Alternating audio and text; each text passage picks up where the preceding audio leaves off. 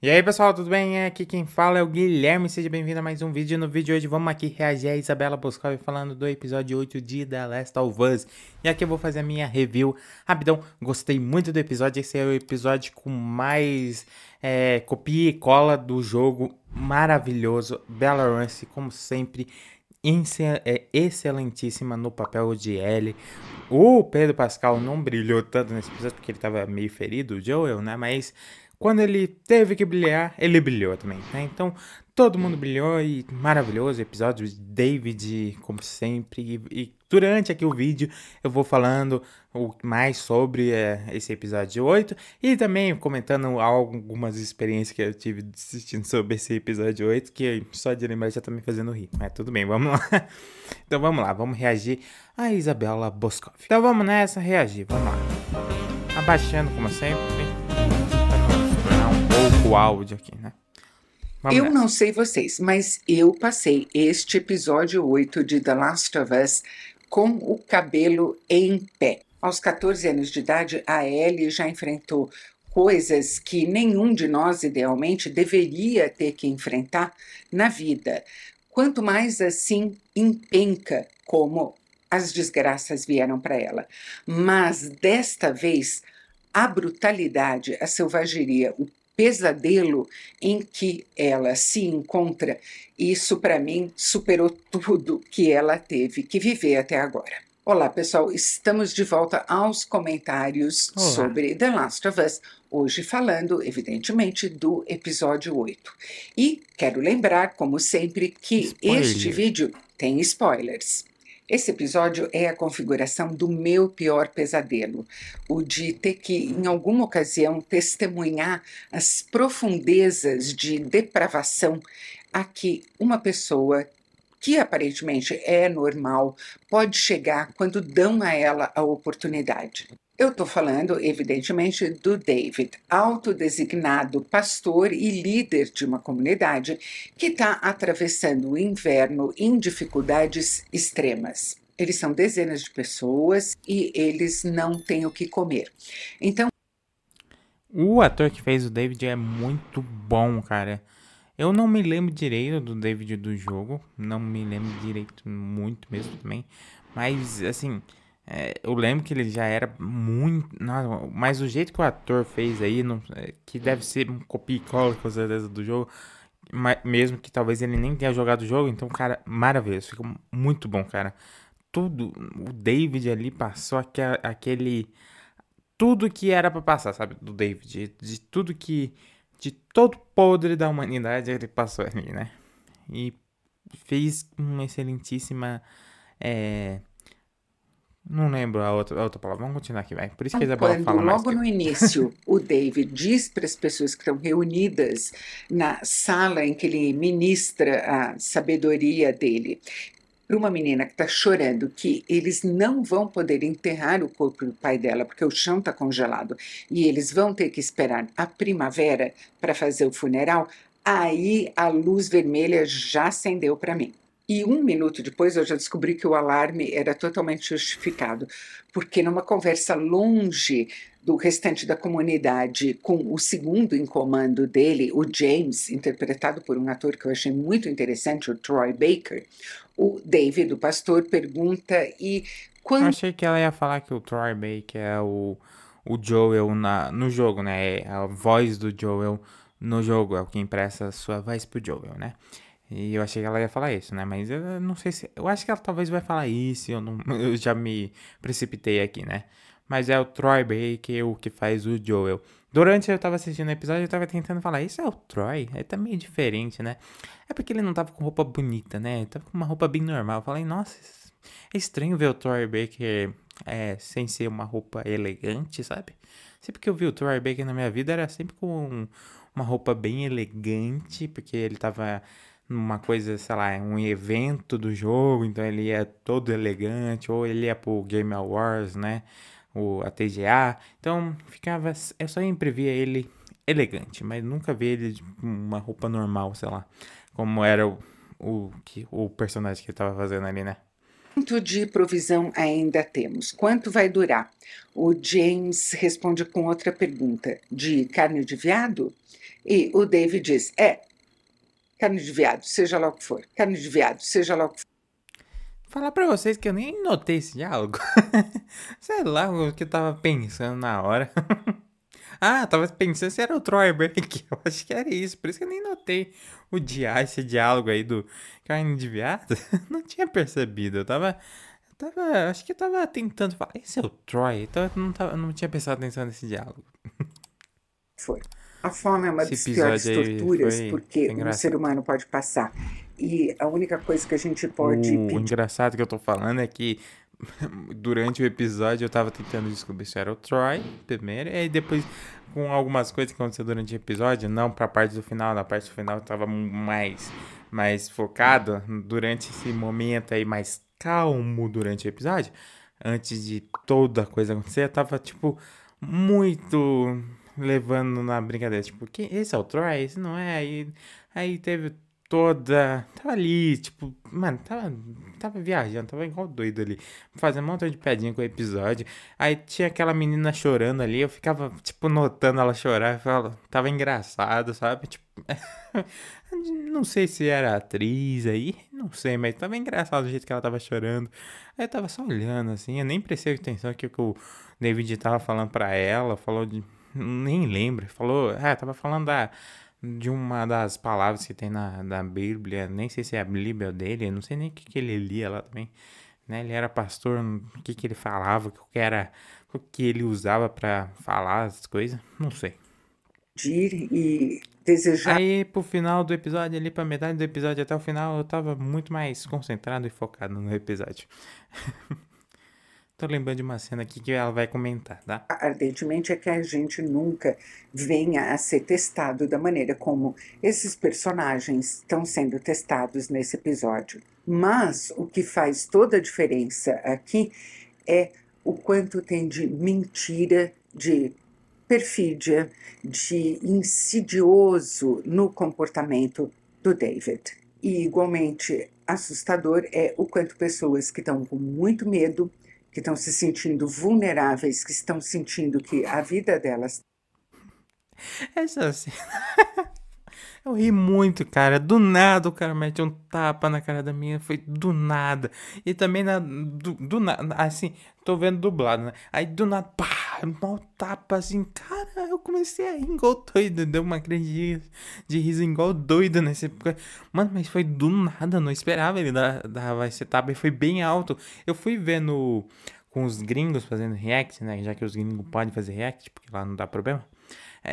O tapa foi mal. Plá, entendeu? Mas aqui na versão dublada, foi um barulhão do caramba, foi um puta tapa, assim, sabe?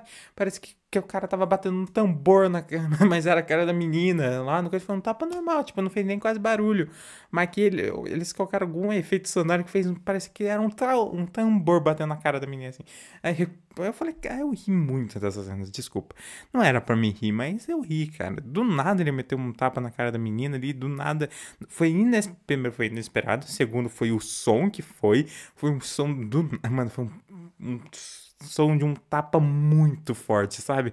Aí pá, entendeu? Pá! Aí do nada, foi um tapa muito forte. Na versão original não era assim. Era um tapa bem fraquinho, sabe? Pá, sabe? Um tapinhazinho só. Sabe? O barulhinho de um tapinhazinho assim, só pá, entendeu? Assim, ó, foi assim, bem assim, ó, um estalar de dedos, né? O barulho que o tapa foi, um estalar de dedos. Não, coisa não, foi um estalar de dedo, cara, foi, aí eu ri, desculpa, não era pra rir, mas eu ri. Aí eu tive que dar uns 10 minutos aí pra mim rir de tudo, e até agora eu tô rindo, mano. Do nada o melhor foi o som, desculpa.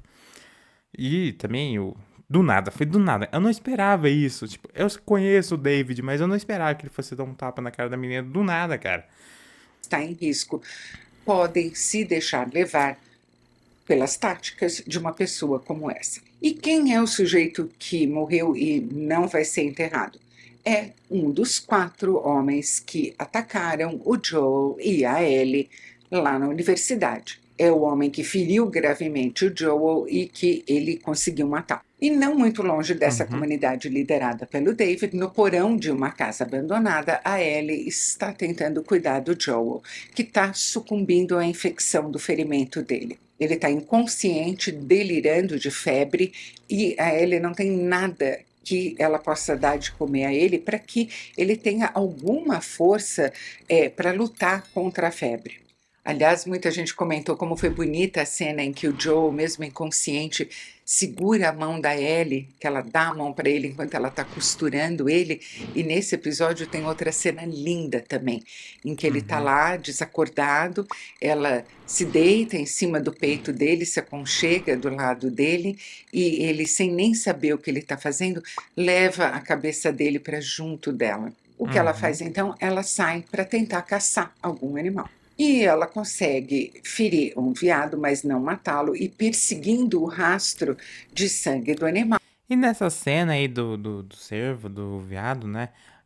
Do nada fez mau barulho de. Não sei se foi. Eu acho que foi na versão original, que é nas vozes originais, não na dublada, também tava assim.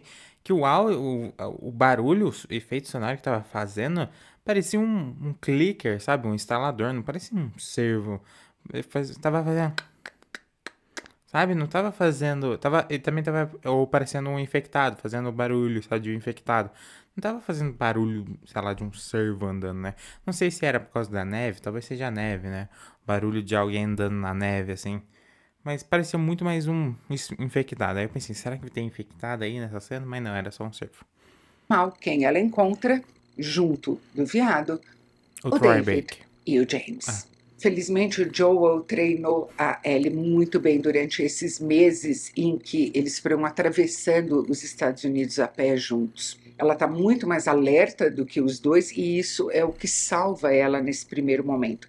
Na verdade, isso é o que vai dar para ela as chances de que ela precisa para talvez conseguir se livrar do que vem pela frente. Como ela está com a arma apontada para a cabeça dos dois, ela consegue fazer ali uma barganha. Metade do veado para eles em troca de antibióticos. Bom, na hora que ela fala que ela precisa de antibióticos, aí, se o David e o James tinham qualquer dúvida sobre quem ela é, essa dúvida já não existe mais.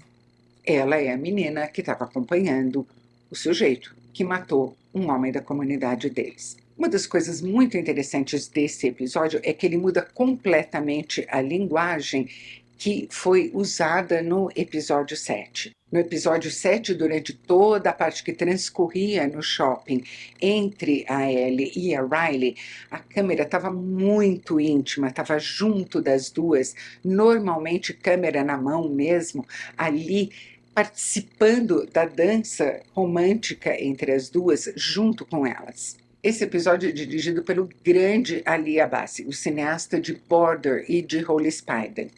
E eu diria que se há uma linguagem que inspirou ele aqui, se é um estilo em que ele encontrou os parâmetros com os quais lidar com essa parte da história, é o trabalho do David Fincher. Exceto pelos momentos em que a Ellie e o Joel estão juntos, que são muito plenos de intimidade, toda a linguagem aqui é a da média e a da longa distância. Uma das táticas mais interessantes que o Ali Abbasi usa nesse episódio é que, principalmente quando ele está na média distância, ele bloca os personagens em quadrantes diferentes da tela. Ou seja, ele trabalha não só com oposição, as pessoas em lados opostos, porque elas vão entrar em conflito, e esse conflito Uhum. está, pelo momento, só em suspenso, mas também ele trabalha com a ideia das coisas subreptícias, das coisas que as pessoas revelam sem querer.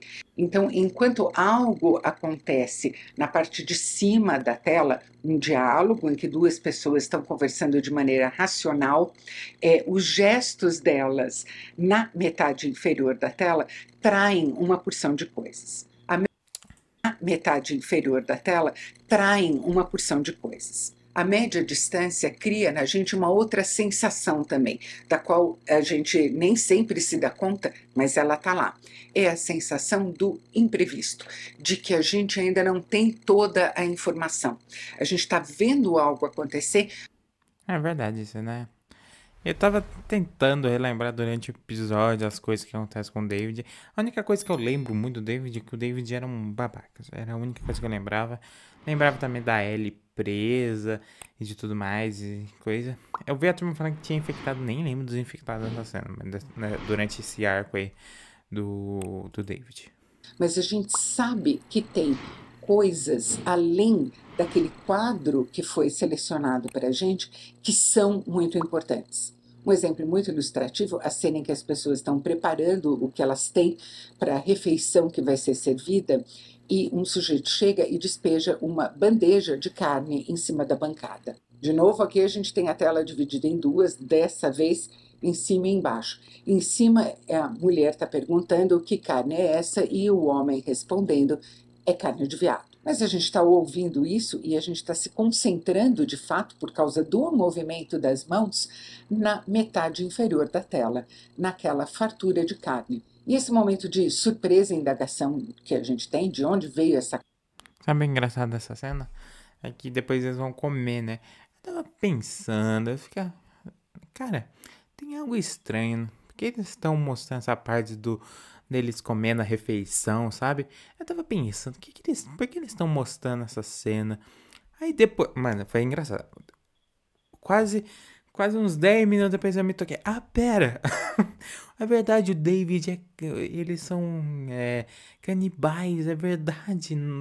Mano, demorou muito pra mim lembrar dessa parte aí. Engraçado que eu tinha visto recentemente, antes de ver o episódio, o negócio do David ser, né, canibal e tudo mais, que esse era o arco dos canibais e do negócio, né, que a turma chama assim.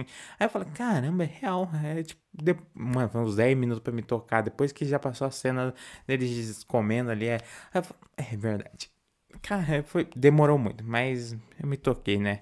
Também demorei porque eu tinha me tocado antes se eu tivesse prestando atenção no diálogo lá atrás com o David e com o Troy Breaker lá. Mas eu fiquei pensando no Troy Breaker, no Carne de veado, Troy Break. imediatamente vira uma situação de embrulhar o estômago quando dali se corta para a cena seguinte, em que o David e o James vêm arrastando um veado, o primeiro que eles conseguiram caçar em muito tempo, para dentro do abrigo. Ou seja, Uhum. grandes chances de que aquela carne que foi mostrada segundos antes não seja exatamente o que foi dito que ela era. Nem o David Fincher, nem o Ali Demorei Abbasi pra perceber, mas inventaram eu essas percebi. técnicas, elas fazem parte da gramática fundamental do cinema.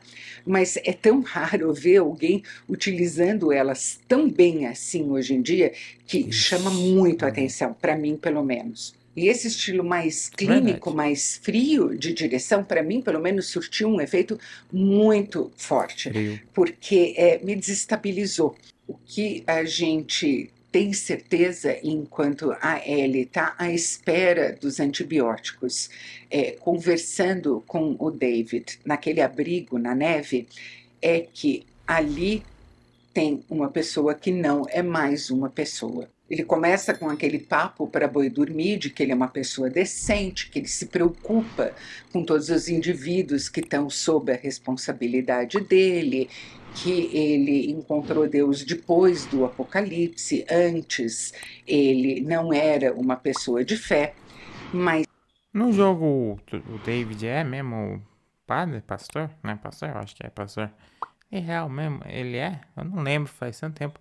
Que eu me lembrava o David desde o início do arco aí que tem do David.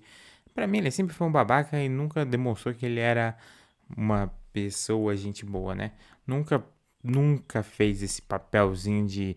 Ah, eu sou inocente, sabe? Nunca fez. Sempre mostrou ser um babaca desde o início. Teve lá um encontro da Ellie com o David que tem aí no episódio. Que lá ele dá uma de inocente, mas na hora você já percebe, "Ih, não é confiável." Porque o jogo inteiro mostra isso, né? Porque o jogo inteiro mostra isso, que você não pode ficar confiando em muitas pessoas, que muitas pessoas vão te trair ou vai acontecer alguma coisa e tudo mais, né? Como dizem, The Last of Us não é sobre matar infectados, e sim sobre relações humanas, sei lá como fala, né? E é isso, né? no Dá momento uma em que ele cutucada em quem tá olha para reclamando ela da e série. diz, eu sei quem você é, aí tudo isso desaparece. Esse ator do David é muito bom, tá? Muito bom mesmo. Gostei pra caramba dele. Não sei se eu já vi ele em outras produções, mas ele é muito bom. Ele passou tudo que o David passa, né? E tudo mais. A gente sente ali embaixo uma coisa fria, dura. É É uma bastante. grande interpretação desse ator chamado David Shepard. E eu acho ótimo David? que ele David? Acho que ela confundiu a Scott. Ela falou o nome do personagem e misturou com o nome do ator. eles tenham escolhido um ator que não é tão conhecido assim, Ah, porque daí não vai ser. acrescenta a essa imprevisibilidade. Faz com que Faz a sentido. cada máscara que ele tira, a É igual, tipo assim, o Will Smith não ia aceitar fazer papel de vilão. É tipo isso, o Will Smith ele quer sempre fazer o papel do bonzinho, então ele não vai fazer o papel do vilão. Ou o papel de um babaca, sei lá. Nunca vi o Will Smith fazendo um papel desse. Nunca vi o Will Smith sendo um personagem, atuando como um personagem babaca. Eu sempre vi ele sendo como o bom moço, sabe? Realmente, então escolher um ator não tão conhecido faz sentido porque você vê primeiro a atuação dele e depois você vê que realmente, né, ele que pelo rosto dele, pelo rosto do ator, você vê que parece que ele é bondoso, né? Principalmente pra quem nunca assistiu, quem nunca viu o jogo, né? Quem nunca jogou o jogo, quem nunca viu nada do jogo. Então, quando você vê, você pensa, ele deve ser um cara legal, um cara bacana, um cara gente boa. Não, não é. Mas pra quem já conhecia o David, já sabia desde o início que ele era um babaca.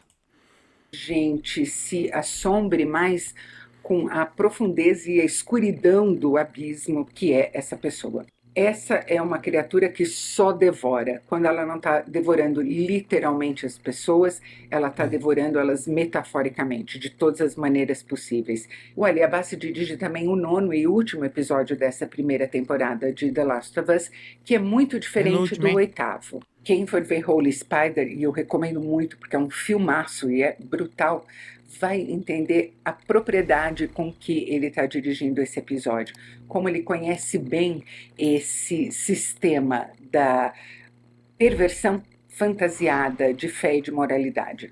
E o roteiro desse episódio tem um outro contraponto interessantíssimo também, que é o fato de que o Joel está ali agonizando, a Ellie consegue aplicar 2 injeções de antibiótico nele, o que certamente vai ter algum efeito, embora não necessariamente todo o efeito que seria desejável. E no momento em que ela começa a ser perseguida Troy e é Baker. raptada, ele nota que ele está sozinho e ela deixou ele. Na hora que o Troy atirou ali no cavalo, eu fiquei puto. Cara, não machuca cavalo. Pra que machucar cavalo? Não precisa, cara. Mania. The Last of Us tem muito disso, cara. Se você vê um cavalo no The Last of Us, pensa numa coisa, vai morrer. Com uma faca na mão, aí ele faz o possível e o impossível para sair em salvamento dela. Voltando, teve anúncio, vamos lá. Ou já fez coisas terríveis, como ele mesmo diz, durante esses 20 anos de Apocalipse. Mas, ao que se saiba, ele nunca tirou delas prazer. Pelo contrário, até com um desejo de honestidade que é inato a ele sempre procurou se mostrar da pior maneira possível para que ninguém se enganasse com ele. Ele é o oposto do David, então. E ele é uma É, pessoa que, embora tenha feito todas essas coisas terríveis de que ele se envergonha e se arrepende, é alguém também que foi redescobrindo, que foi encontrando de novo aquilo que ele tinha de melhor. Ele não só é o contrário do David, como ele é o contrário das outras pessoas que estão ali, que por estarem com medo, por estarem se sentindo sem nenhuma outra alternativa, fingem que não sabem o que elas estão fazendo, quando é claro que elas sabem. Elas sabem que não existe nenhuma justiça em sair caçando o Joel e a Ellie. Elas sabem o que elas estão comendo. Elas sabem quem o David é.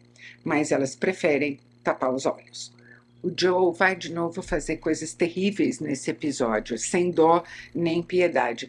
Mas ele agora sabe que ele não está fazendo elas em proveito próprio, que ele está fazendo essas coisas porque ele precisa defender uma menina que foi enjaulada e assediada dentro dessa jaula por um sujeito completamente pervertido. Esse, para mim, é o episódio de quanto uma pessoa pode se desfigurar quando outras pessoas dão a ela permissão para isso. E mais uma vez, infelizmente, ele não vai conseguir poupar a Ellie do pior.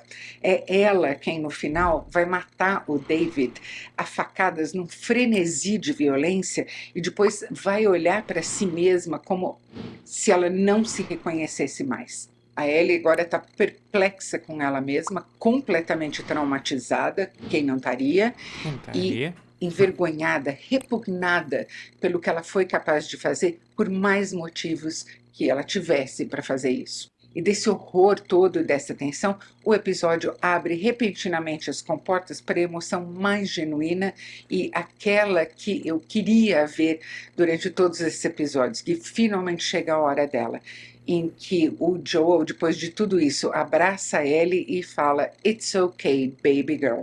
Baby Girl, vocês vão de lembrar do primeiro episódio, é como ele chamava a Sarah, a filha dele. E nessa hora a Ellie olha para ele como se ele fosse o sol e as estrelas, o que ele de fato é. Eu sempre fico maravilhada quando dois atores conseguem criar uma intimidade tão perfeita entre eles. Eu queria tanto que isso acontecesse, eu estava esperando tanto por esse momento e mais uma vez, no entanto, me parte o coração de ver isso que eu esperava tanto, que eu queria tanto para o Joel e para Ellie acontecer da maneira como aconteceu.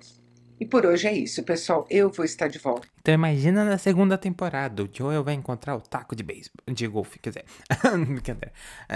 Cara, próxima, segunda temporada vai ser tensa, cara, vai ser tensa. E vai ser a próxima temporada que a Bella Ramsey vai brilhar mais ainda, né, cara? Realmente, vai brilhar pra caramba, vai continuar. Ela já brilha, naturalmente, aí nesses episódios. Mas na segunda temporada, que vai adaptar o segundo jogo, ela vai brilhar pra caramba, porque ela é o personagem principal, ela que aparece 100% do jogo. Então ela vai brilhar pra caramba, entendeu? Então a Bella Ramsey, que bom que escolheram ela, é uma atriz excelente. E tá passando tudo que é pra passar da Ellie e tudo mais, né? Então, torço que continue com a Bella Ramsey. Eu vi turma falando de escolher outra atriz pra ser a Ellie do segundo jogo, mas nem precisa, a Bella Ramsey consegue fazer isso, porque ela já é mais velha, primeira coisa. E segundo, que ela é só fazer uma maquiagem, cara. Tipo assim, ela pode parecer mais jovem, mas ela tem 19 anos, então é só fazer uma maquiagem, cara. Coloca uma maquiagem pra ela ficar mais velha e acabou, cara. Eu tô rolando de tem 22 anos e faz um garoto de 17. Então, é só fazer uma maquiagem, é só fazer algum jeito pra deixar ela mais velha, né? E também o bom dela parecer mais jovem é que quando tiver no segundo jogo, vai ter alguns flashbacks, eu acho que faz certo, que vai mostrar a Ellie aí depois dos eventos aí de The Last of Us 1, que vai ser durante o The Last of Us 1 ou 2, né? Então vai mostrar alguns momentos dela com 14, 15 anos. E a Bella Ramsey, como ela parece mais jovem, bati no microfone, peço perdão, ela vai estar mais ela vai conseguir fazer isso porque ela já parece mais jovem, né? É só tirar a maquiagem, é só fazer uma maquiagem mais velha e tudo certo, né? Fazer uma maquiagem para ela parecer mais velha. Parece que ela já tem. Quantos anos ela? 19. Ele tem 19 anos no segundo jogo, né? É 19, é. E é isso, né? Espero que vocês tenham curtido. Se vocês curtiram, deixa o like, se inscreva no canal e ative o sininho. Vai lá no canal da Isabela Boscov, se inscreve lá, ative o sininho no canal dela também lá. Deixa o like, veja os outros vídeos dela e tudo mais, que ela é muito boa, como vocês deram pra perceber aqui, assistindo esse vídeo comigo aqui.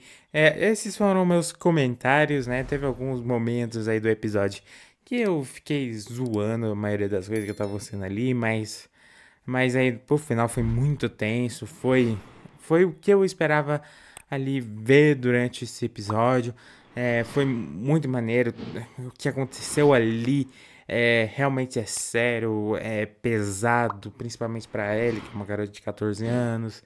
E que no final teve também a grande evolução do Joel, voltando a ter uma filha, né? Voltando a ter uma filha que ele ficou 20 anos preso, quebrado, parado no tempo e que com a Ellie ele voltou a se movimentar, ter o tempo voltando para ele e é isso, tá? Então, eu te vejo no próximo vídeo.